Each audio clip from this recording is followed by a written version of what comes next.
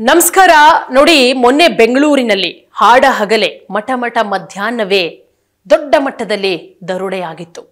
ಬೆಂಗಳೂರಿಗರು ಆ ಶಾಕ್ನಿಂದ ಹೊರಬರೋದಕ್ಕಾಗ್ತಾ ಇಲ್ಲ.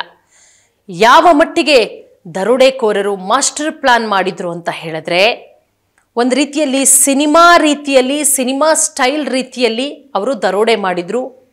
Government vehicle ಅನ್ನೋ ರೀತಿಯಲ್ಲಿ ಬಿಂಬಿಸಿ 3-4 ವೆಹಿಕಲ್ ಅಲ್ಲಿ ಬಂದು ಅಡ್ಡಗಟ್ಟಿ ದರೋಡೆ ಮಾಡಿ ಸುಮಾರು 7 ಕೋಟಿಗೂ ಹೆಚ್ಚು ಹಣವನ್ನ ದೋಚಿ ಪರಾರಿಯಾಗಿದ್ದಾರೆ. ಒಂದ್ ಕಡೆ ಆ ಗಾಡಿ ಕೂಡ ಸಿಕ್ಕಿದೆ, ಆದರೆ ಗಾಡಿಯಲ್ಲಿದ್ದಂತಹ ದುಡ್ಡು ಆ ಖದೀಮರು ಸಿಕ್ಕಿಲ್ಲ. ಅವರ ಹುಡುಕಾಟವನ್ನ ಕೂಡ ಮಾಡಲಾಗ್ತಾ ಇದೆ. ಒಂದಷ್ಟು ಶಂಕಿತರನ್ನ ವಶಕ್ಕೆ ಪಡೆದು ಪೊಲೀಸರು ವಿಚಾರಣೆಯನ್ನ ಮಾಡ್ತಾ ಇದ್ದಾರೆ.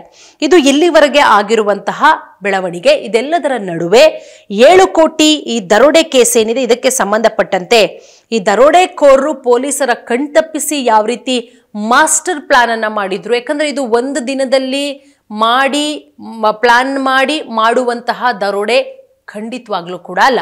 ಸಾಕಷ್ಟು ದಿನಗಳಿಂದ ಪ್ಲಾನ್ ಮಾಡಿರುವಂತಹ ದರೋಡೆ.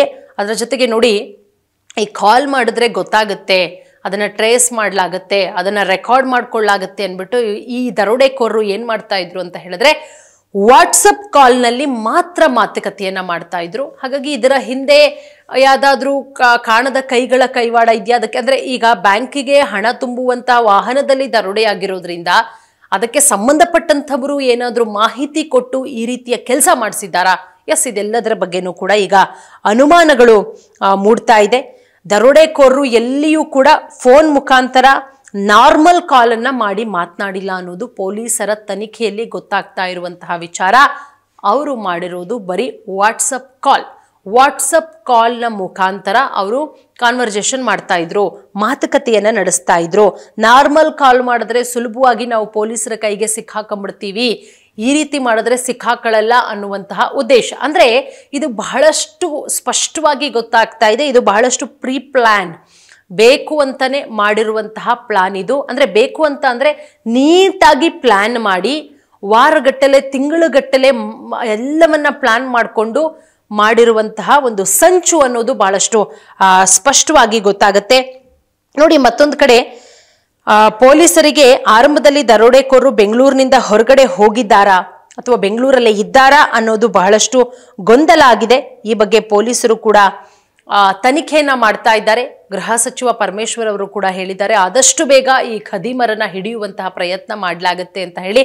ಮತ್ತೊಂದು ಕಡೆ ವಿರೋಧ ಪಕ್ಷಗಳು ಸರ್ಕಾರಕ್ಕೆ ಹಿಡಿಶಾಪ ಹಾಕ್ತಾ ಇರೋದು, ಸರ್ಕಾರದ ವಿರುದ್ಧ ವಾಗ್ದಾಳಿ ನಡೆಸ್ತಾ ಇರೋದು, ಕಾನೂನು ಸುವ್ಯವಸ್ಥೆ, ಕಾನೂನಿನ ಮೇಲೆ ಭಯ ಇಲ್ವಾ, ಪೊಲೀಸರ ಮೇಲೆ ಭಯ ಇಲ್ವಾ, ಈ ರೀತಿ ದರೋಡೆಕೋರರು ಹಾಡ ಹಗಲೇ ಈ ರೀತಿ ದರೋಡೆ ಮಾಡ್ತಾರೆ ಅಂತ ಹೇಳಿದ್ರೆ ಎಲ್ಲಿಗೆ ಯಾವ ಮಟ್ಟಕ್ಕಿದೆ ಗೃಹ ಇಲಾಖೆ ಅನ್ನೋದ್ರ ಬಗ್ಗೆ ರಾಜ್ಯದ ಜನ ಕೂಡ ಪರಿಶೀಲನೆ ಮಾಡ್ತಾ ಇದ್ದಾರೆ. ಮತ್ತೊಂದು ಕಡೆ ಬೆಂಗಳೂರು ದಾಟ್ ಹೋಗಿದ್ದಾರೆ ದರೋಡೆಕೋರರು ಅನ್ನೋದ್ರ ಬಗ್ಗೆನೂ ಕೂಡ ಮಾಹಿತಿ ಸಿಗ್ತಾ ಇರೋದ್ರಿಂದ ದರೋಡೆಕೋರರ ಪತ್ತೆಗೆ ಸಾಕಷ್ಟು ತಂಡಗಳನ್ನ ರಚನೆ ಮಾಡಲಾಗಿದೆ.